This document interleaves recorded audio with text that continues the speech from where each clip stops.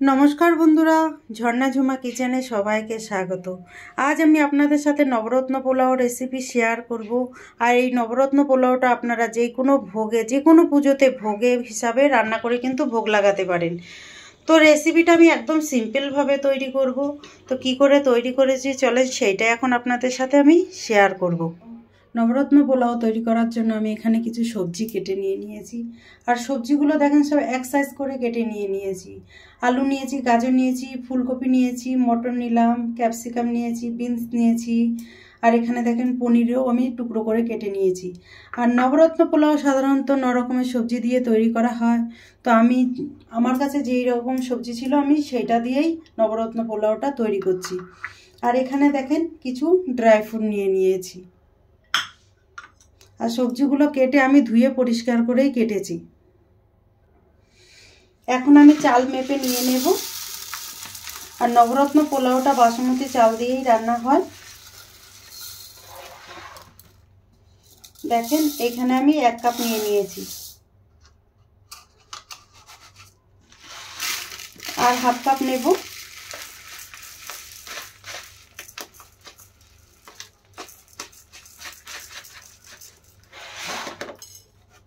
দেখেন আর half cup নিয়েছি। এই চালগুলো ধুয়ে পরিষ্কার করে জল দিয়ে ভিজিয়ে রেখে দেবো এখন।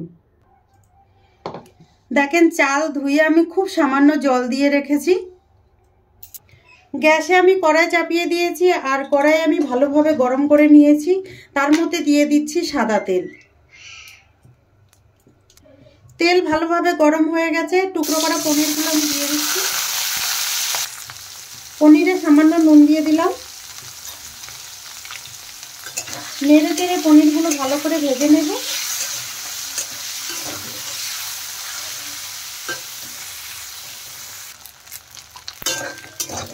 পনির ভাজা হয়ে গেছে, এখন আমি তুলে নেব। আর পনির বেশি ভাজলে কিন্তু শক্ত হয়ে যায়। তেল সেকে আমি পনির তুলে নিচ্ছি বাটিতে।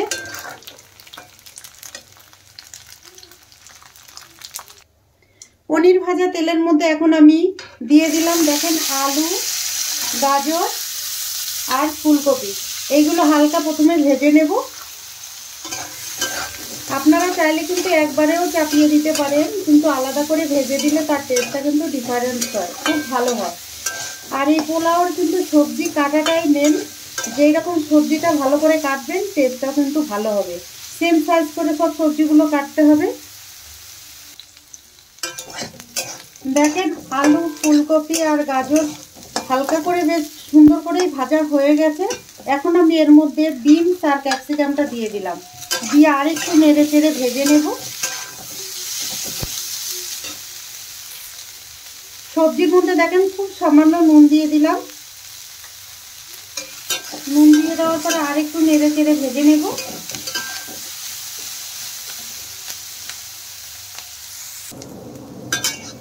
দেখেন সবজি ভাজা হয়ে গেছে। এখন আমি সবজিগুলো নামিয়ে সাইডে রেখে দেব।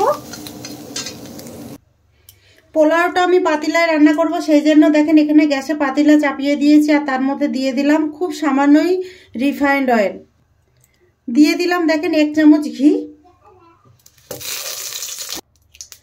ফোড়নে দেখেন দিয়ে দিলাম তেজপাতা, গোটা গরম মশলা দিয়ে দিলাম, যার মধ্যে আছে দেখেন এলাচ, লবঙ্গ, দারচিনি আর একটা বড় এলাচ দিয়েছি আমি। দিয়ে দিলাম 2টো কাঁচা লঙ্কা।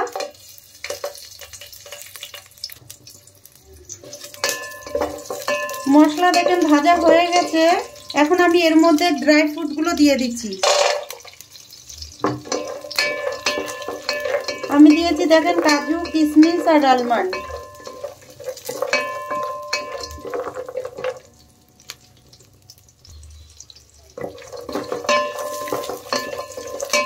দেখেন ড্রাই ফ্রুটগুলো কিন্তু হালকা ভাজা হয়ে গেছে। এখন আমি এর মধ্যে দেখেন ধুয়ে রাখা চালগুলো দিয়ে দিচ্ছি। চাল দিয়ে দেওয়ার পরে একটু নেড়ে চেড়ে ভালো করে কষিয়ে নেব।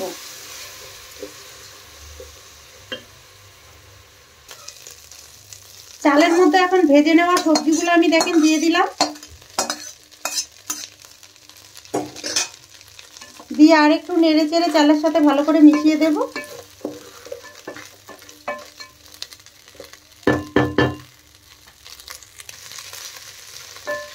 দেখেন চাল ভালো করে কষানো হয়ে গেছে। এখন এর মধ্যে আমি পরিমাণ মতো গরম জল দিয়ে দিচ্ছি। জলটা আমি আগে থেকেই গরম করে নিয়েছি। আর জলটার পরিমাপ হবে 1 বাটি যদি চাল দেন তাহলে 2 বাটি জল দেবেন।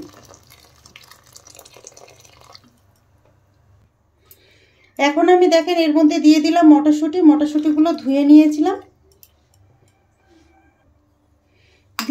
দিয়ে দিলাম দেখেন ভেজে রাখা পনির। টেস্ট হিসাবে নুন দিয়ে দিলাম দেখেন চিনি। পোলাওতে একটু চিনি দিলে মিষ্টি মিষ্টি হলে খেতে ভালো লাগে। তা দেখেন 1 চামচ মতো চিনি দিয়ে দিয়েছি। দিয়ে দিলাম কিছুটা গরম মশলা গুঁড়ো। এখন নেড়ে দেব আর নেড়ে চেড়ে ঢেকে দিলাম। গ্যাসের ফ্লেমটা কিন্তু একদম মিডিয়ামে রেখেই রান্না করবেন। ঢাকনা উঠিয়ে এখন একটু দেখে নেব।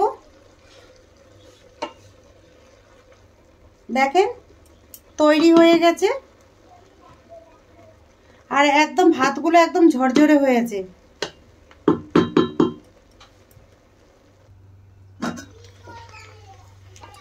এখন আমি নামিয়ে নেব।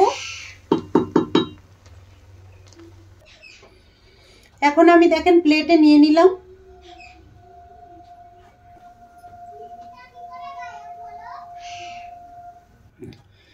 তৈরি হয়ে গেছে নবরত্ন পোলাও। এই রেসিপিটা যদি আপনাদের ভালো লাগে তাহলে আমার চ্যানেলটাকে সাবস্ক্রাইব করবেন, লাইক করবেন, কমেন্ট করবেন আর অবশ্যই শেয়ার করবেন। আর আমি যেইভাবে নবরত্ন পোলাওটা তৈরি করেছি প্লিজ এইভাবে আপনারা তৈরি করে খেয়ে আমাকে কমেন্ট করে জানাবেন। আর এই পোলাওটা আপনারা যে কোনো ভোগের জন্য কিন্তু রান্না করে ভোগ লাগাতে পারেন। Thank you.